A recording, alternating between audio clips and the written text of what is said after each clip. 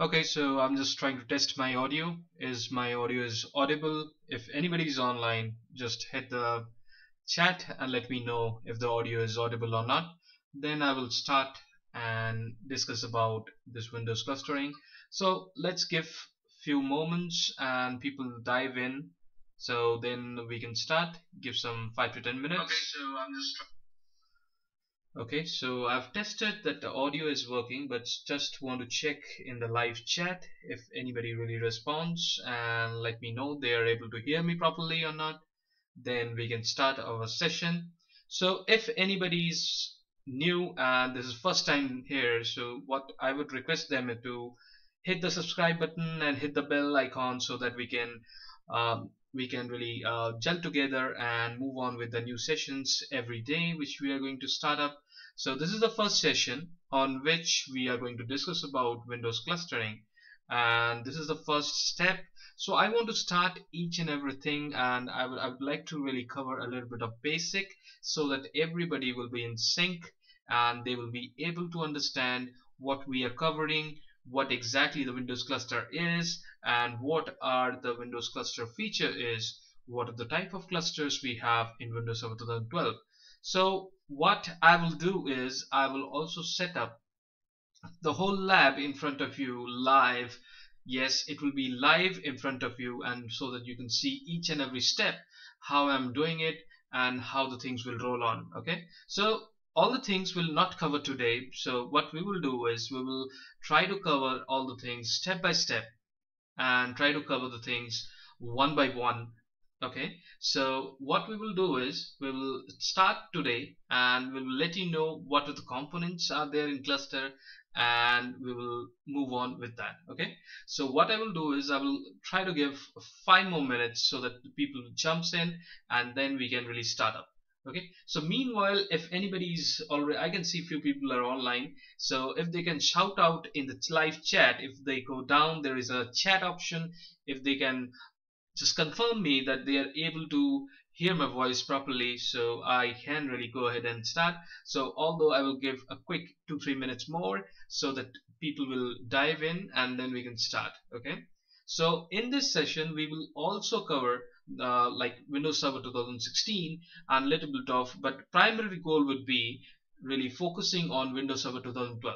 Okay, so when we are focusing on Windows Server 2012, we also need to know what are the operating system, what are the features are there in Windows Server 2012 for specifically for clustering, which OS version I will go for, and what are the features I can enable. Okay, and what are the new things in Windows Server 2012 in the aspect of clustering. Okay, so but I would be preferring to get some questions from you in the live chat session so that we can really jumps in. And thank you very much. I got a message. Thank you very much for joining in this session. So we will be starting up very quickly. So if you have any questions, definitely I would like to hear you in the chat.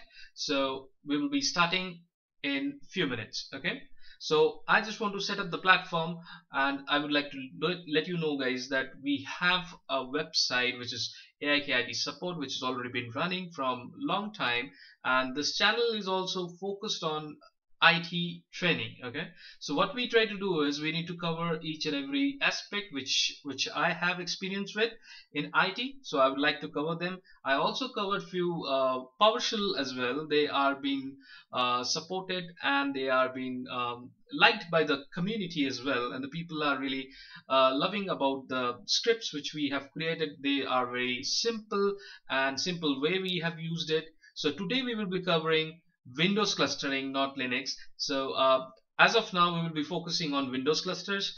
This session will be running for a few days so that we can cover Windows clustering, then we can move on with the different topics as well. Okay, so let's start. I have few viewers I can see, so let's start the topic. And today's topic is about Windows clustering. Okay, so if we talk about clustering, so what is clustering? Okay, and why we need it? Okay, the first question would arise in your mind that why we need cluster.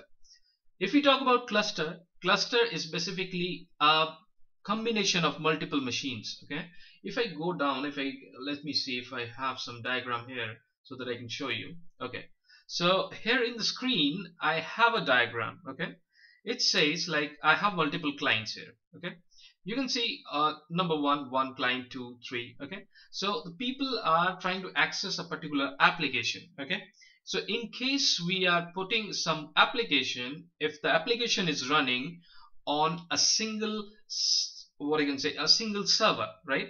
If the application is running on single server, then if that particular server is down, in that case that application is also down. Okay, so that means we don't have any redundancy. Okay, so if we talk about high availability, then Microsoft comes with certain solutions which you can give high availability of your application. Okay, so motto is to get the high availability of application, so that's why we go for clustering. Okay, so what are the options we have in Windows Server? So if we talk about, we have options like server clustering, which is the focus point for our whole conversation, and another is NLB clustering, okay, which is also called as network load balancing. The server clustering is also known as failover clustering, which is the major cluster form of Windows cluster. Okay, so what we need to really build a cluster.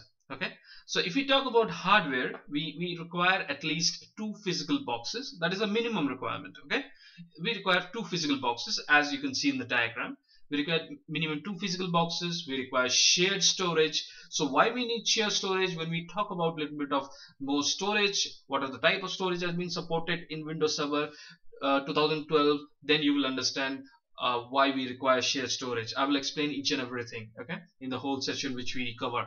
Okay, so we also require multiple networks. If we talk about like private network as well as public network. Why we need private network? Private network is basically a communication, inter-cluster communication, in which it will send some pulse, and other node will be able enough to understand that the other node is alive. So they will send that signals to each other, so that they can understand, okay, these servers are alive.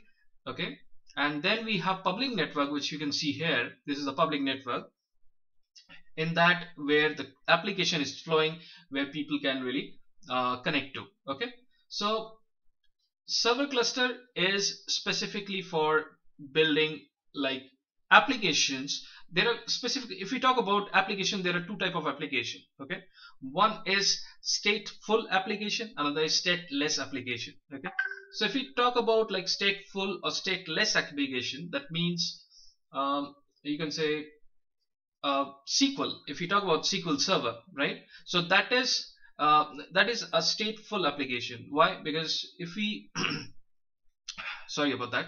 So if we talk about SQL instances cannot run, same SQL instance cannot run on multiple systems at the same time, because they will create a conflict. Okay, so those applications are stateful. They understand their state level. Okay, so that means if I try to bring the SQL instance, one, it is running on, let's say, node 1, and if I try to bring it in node 2 as well, then we also try these two applications, or these 2 hosts, try to write in a same database. Okay, and that can create some issues. Even the database can corrupt.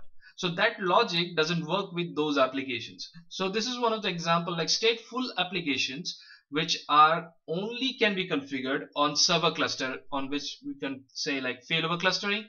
So there are some stateless applications which are like IIS. Okay, so IIS is like a stateless application which can be formed on top of you can say NLB cluster, network load balancing. Okay, so that means there are 2 type of clustering. One is server cluster, which is for stateful application. One is one is NLB cluster, which is for stateless application. Okay, so there are two type of clusters. So we will be taking over about this server clustering, okay, which is also known as failover clustering.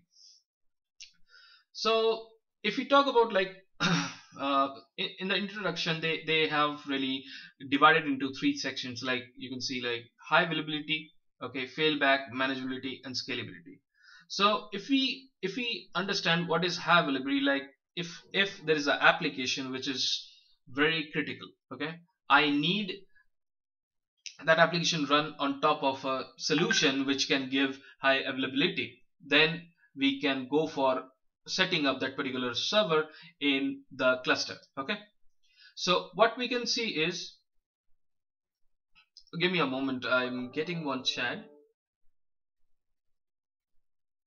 Okay, okay, so high availability is so if we talk about high availability, then we also require multiple, if there are hardwares, if there is any components which we are using to build a cluster, in that also we require a high availability. Okay, let's say let me open a quick notepad, okay, and let you know about few things. Like, let's say you have a server. Okay, so when we are talking about high availability, then we must have multiple servers. Let's say server 2. Okay, so that means if I have a server which is having a network card, okay, then I would also talk about high availability on the network card as well. So that means I will prefer to have another network card, right? We also know, if we talk about Windows Server 2012, that has NIC teaming which is inbuilt within the operating system. Okay, so that means we can bundle these two network cards and have a single plumb into a heartbeat, plumb into a NIC teaming, right? So that means we need multiple networks. One would be like for production. Okay, and if we copy this,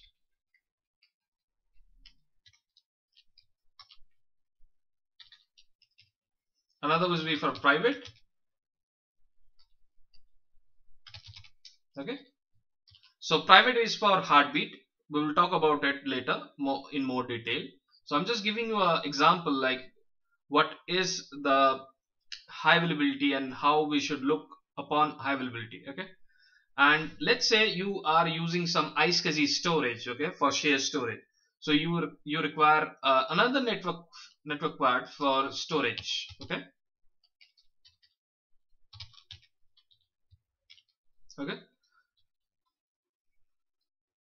So if you have HBA card is again for plumbing, fiber channel storage. So in case you have HBA, you always prefer to have more than 2 HBAs. Okay, and if we talk about multipathing, we will talk about that component as well. If we talk about multipathing, then also we must have multiple paths. So that means LUN which is being assigned from a SAN, that should have multiple paths for accessing a server. So that means we also have multiple paths. So that means one path is failed, then also we will have able to access that particular LUN. So that means multipathing should be everywhere when we are building a particular server. So in the hardware aspects, we should have multiple paths as well. Okay, so same thing I would like to have in the other node as well, because when we are building a cluster, there is a thumb rule from Microsoft that we must have same configuration which should be deployed in other server as well. Okay, so that means when we have server 1 which is having a specific hardware configuration, then we also prefer to have another server 2 which is having a specific hardware configuration which is matching to server 1. Okay, so that means both the server should have same operating system, that means same software level of patches, same software level of drivers, same software level of additional softwares which are being deployed on that particular server, and same thing should be synced with the other server. So that means we should have software same, we should have hardware same, so all the things should be same in a same version on the both server or multiple server which we have or which we're going to set as a part of cluster. Okay, so minimum is 2 system, but we can go for 64 systems. Okay, in Windows Server 2012.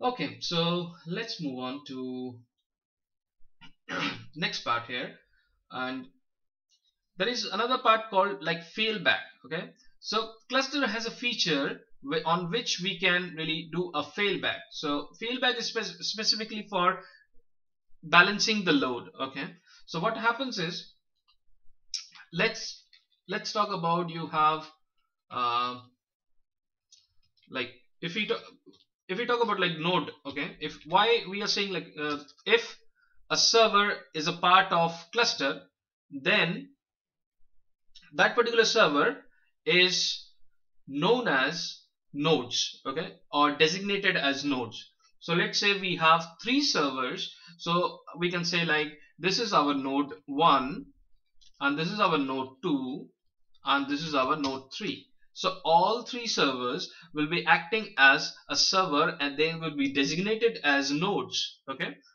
So let's say we have three nodes, okay, and let's say we all, and in the cluster we have configured a print group, okay.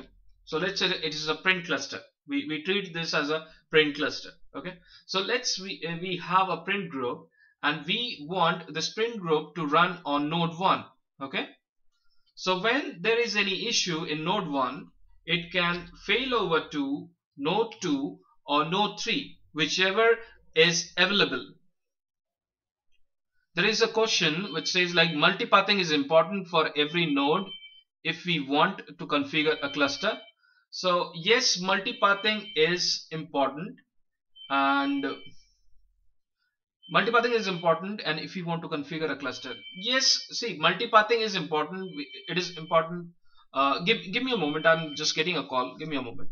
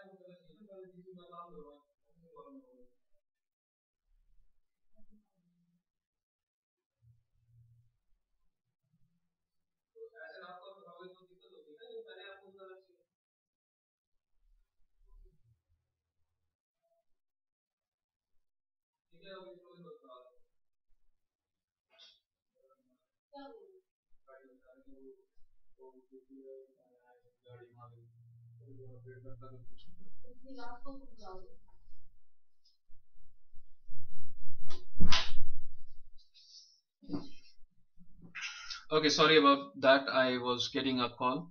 Yeah. So there is a question like about multipathing is important for every node. See, if we go to here, multipathing is like for a storage which is coming from SAN. Okay. So multipathing is required because we are talking about high availability. Okay. If we are talking about high availability, that means one path. If one path fails, let's say we have two paths. Okay. If one we have two paths, one path, and this is number 2. So one path fails, then we have another path from which we can access the storage. Okay. So if we talk about high availability, so we should have multiple paths and multiple hardwares, right? So let's say we have only single path and we have two servers and one path is failed. That means this server is impacted. So again a failover will be triggered, right? Failover, we will talk about what is failover.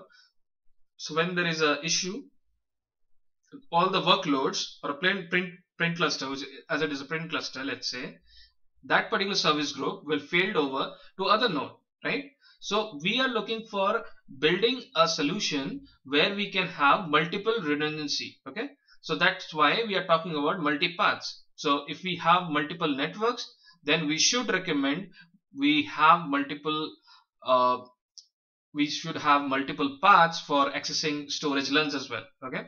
So 2 is minimum. In most of the cases you will see 4 or 8 paths which will be enabled. Not only for multipathing, they will also do a load balancing, okay? So I was talking about like what is failback, okay? So we talk about node 1, node 2 and node 3, okay? So let's say node 1 is impacted, okay? So if the node 1 is impacted, in that case print group will failed over to node 2 or node 3. It has an option, okay? So that means sorry, so that means okay, so that means we can this service group is still in a running state, okay?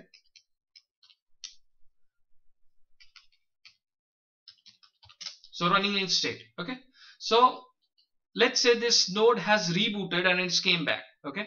So if we configure a failback automatic, so in that case, if this node is owner of this particular print group, then this print group again will be failed over from this node to this node automatically. Okay. So this process can be manual and this process can be automatic as well. This is optional. Okay. This is what the failback is. Okay. So I will talk about the manageability of this particular cluster later, and we will show all the things in like practical, and I will talk about like scalability. If we ask, okay, what is scalable? Okay, what do you understand by scalable?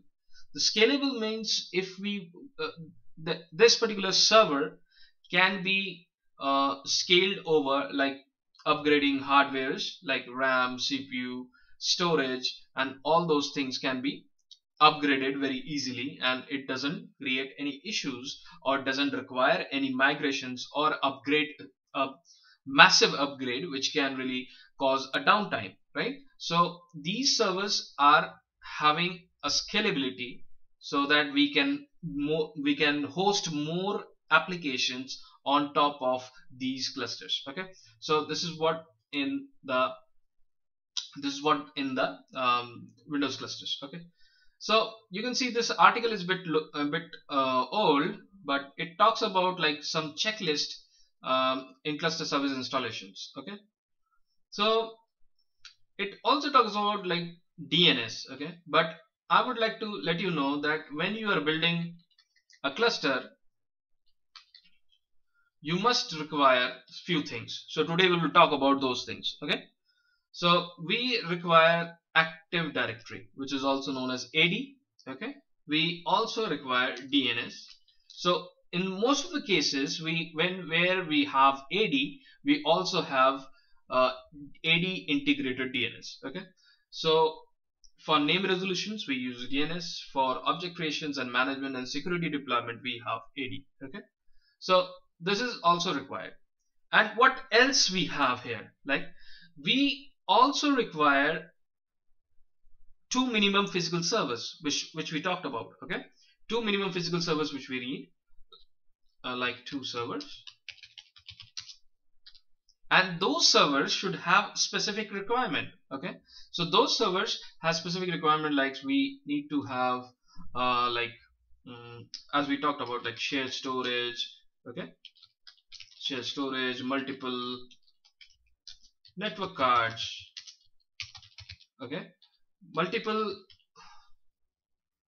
VLANs as well. Okay, multiple VLANs for like public, which is like which is your production network, and private. Okay, which is one is production network, which is internal network. Private is for internal communication between the clusters. Okay, and what else we need? So if we see this particular article, okay, it says Microsoft Windows 2000. It's talking about 2000, but it's an old article, and we are talking about 2012. So we don't need to really focus on the first point. Like we require like name resolution methods such as domain naming system. Okay, or WINS host. So WINS is not required. We require a DNS. Okay, and a terminal server to allow the cluster administrator to recommend. Okay, so in Windows Server 2012 we have one more integrated tool which is there in Windows Server itself, which is after installing the roles and features. So what we need to do is we need to install a feature here for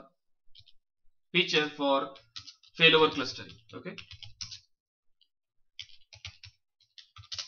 so we need to install a feature for failover clustering. So in which case we talk about, like there are two category in Windows. One is roles and another is feature. Okay, so what do you understand by roles and feature? Okay, so if we talk about role, Then let's say you have a AD. Okay, so you can say, okay, this is our AD server. So if anybody go to a data center, in that case, if they ask you, okay, can you tell me these two servers what they are for? Okay, so you will say, okay, these are cluster servers. Okay, so if you say these are cluster servers, but still they will ask you, okay, they are clusters, but what they do? Okay, so that means cluster is not a specific role which they are role or which they are impacting, right? They are not doing anything. Like you cannot explain. Okay, like if I say, okay, these are my 5 cluster boxes, you cannot explain like what they are doing, but we need to say these are holding certain roles. Let's say these are SQL servers, these are DHCP clusters, these are print clusters. So like that you can explain. Okay, so this is very important. We must understand which specific things are roles and which specific things are feature. If we talk about some features like MPIO, it is another feature. Okay, failover clustering, it's a feature. So if we talk about AD, it's a role. Okay, so we must understand what are the things are there. Okay, so if we install features like failover clustering, after that we will get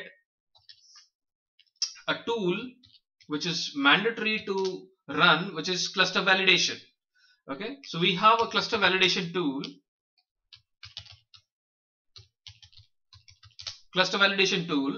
which really checks and examine each and every server, and let us know what is the status, if we can really build a cluster or not. Okay, so these are the possibilities and these are the things which we need. Okay, so we will move on with more requirements when we build the cluster in front of you, so that you can understand these are the things that are required. Okay.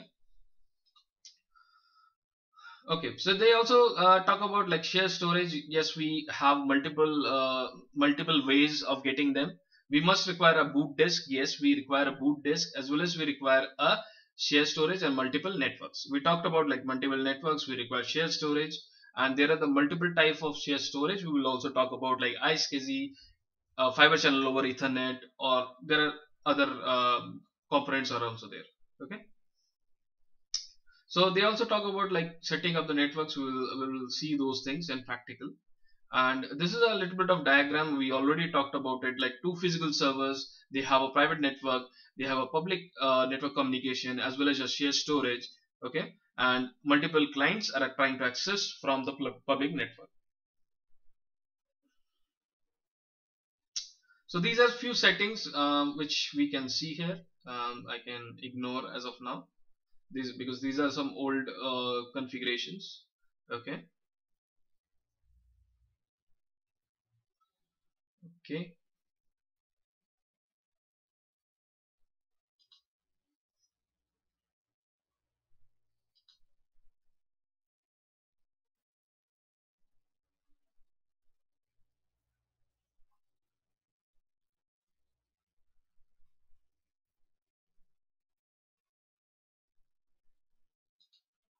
Okay, I can show you one like these are the simple procedure on which how you can really deploy a cluster. I can see there's an article which give you a little bit of walkthrough how the cluster configuration works, and tomorrow we will be doing those things in practical, and how to set up. Because before we set up like AD and all things, I would like to really install AD and the basic things like installing the operating systems. Those things I will make them ready, so that we can show you the demonstration and talk about more components about the cluster. Okay, so if we talk about like when we install a feature, what we need to do is we need to go to our server manager and enable the roles here. Okay, and once enable the feature. Okay, so we need to feature based installation. We select the server, and here in the role sections, let's say it is selected. You can see it's selected as a file and storage and then Hyper-V, but in our case it will be a, like file and storage. And here in the feature section, when you click next, you will reach to a level where we need to enable the failover clustering here. Okay, so once the failover clustering is checked, and you will click next, and it will be installed, and it doesn't require any reboot.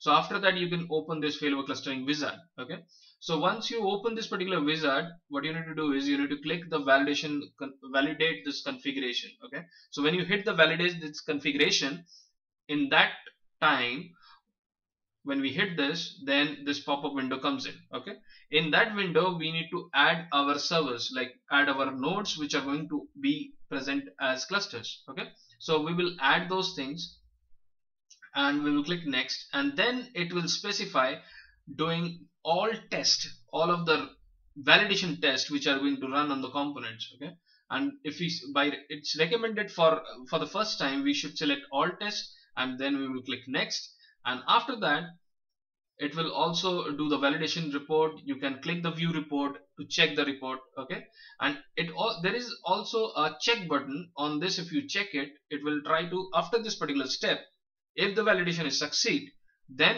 it will create the cluster. Okay, so if you click the view report, it will launch the XML rich report. In that you can really do the investigation and view how the report looks. If there is any warning, if there is any failure, those things you can track in the report. So when you are building a cluster, we also require a VIP. Okay, so that is what we really missed here. We require like public IP, private IP here, and we also require a VIP. We will be talking more about those components. They also known as like CNO, VCO.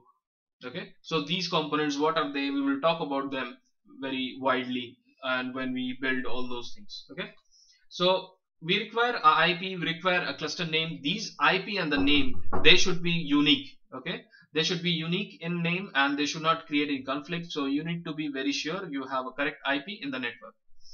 Okay, so after that we also require a eligible storage. In the eligible storage, it should be a shared storage in Q drive. Okay, so if we select that and click next, so after that it will form a create cluster, then click finish. Okay, and after that when we create after that we will get an option of submitting a file share, so in case you are building a file cluster. Okay, so if you have any questions, you can really shoot out the questions right now, and then we can close out for today's session, and tomorrow we will do more practical and we will do step-by-step things. Okay, so if you have any questions, just shoot the question in the comment section so that I can answer, and I can be answering the questions very quickly.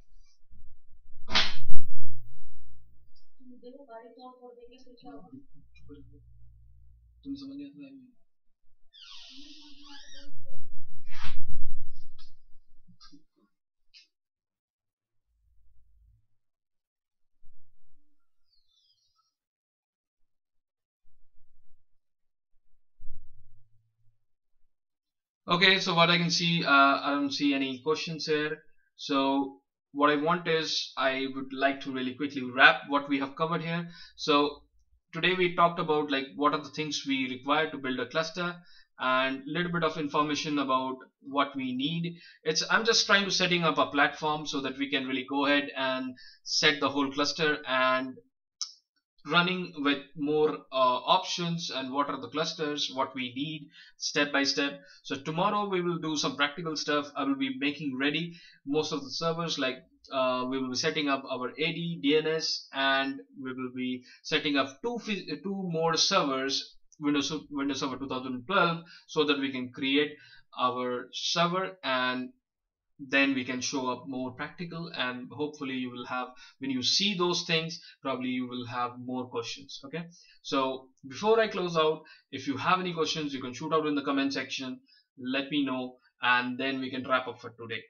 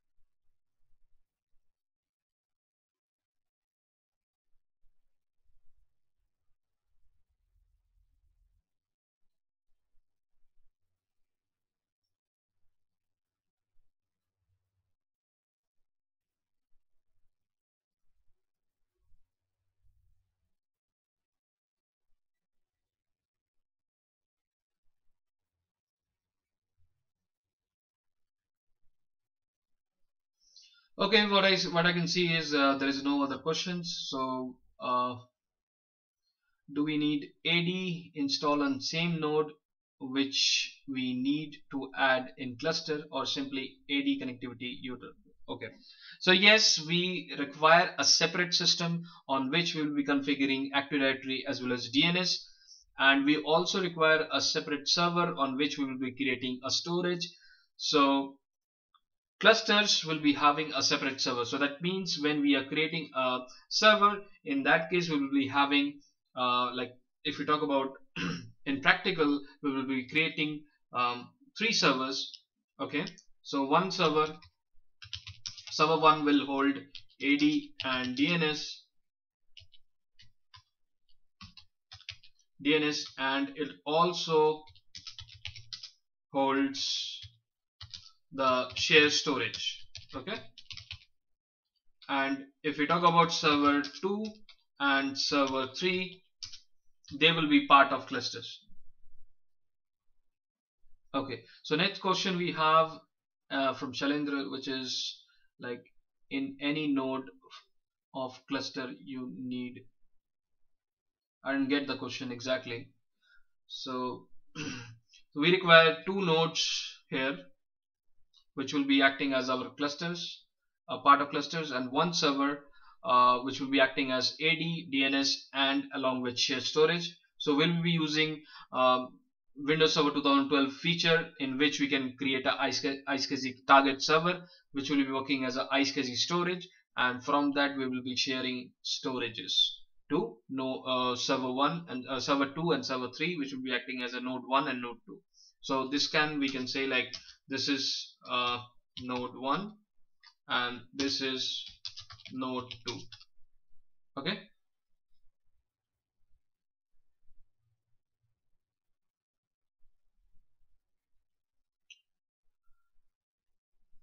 so any other questions you have before we wrap up for today?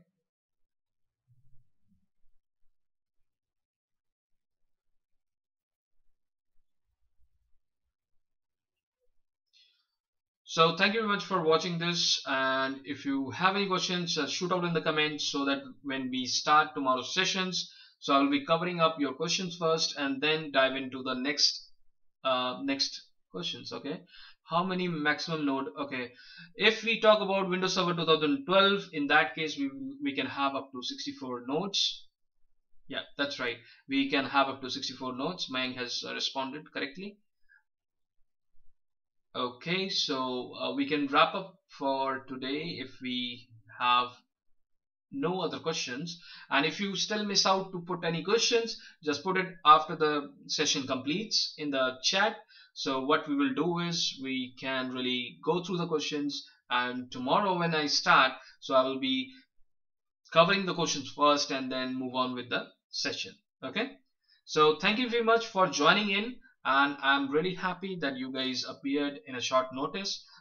And if anybody new who is watching the replay, so I want them to really hit the subscribe button and hit like and hit share, and shoot out the comments what you need and what exactly you need us to really cover tomorrow's session. Okay, so thank you very much for watching this. So we are closing out the session for today. Have a nice day and good night.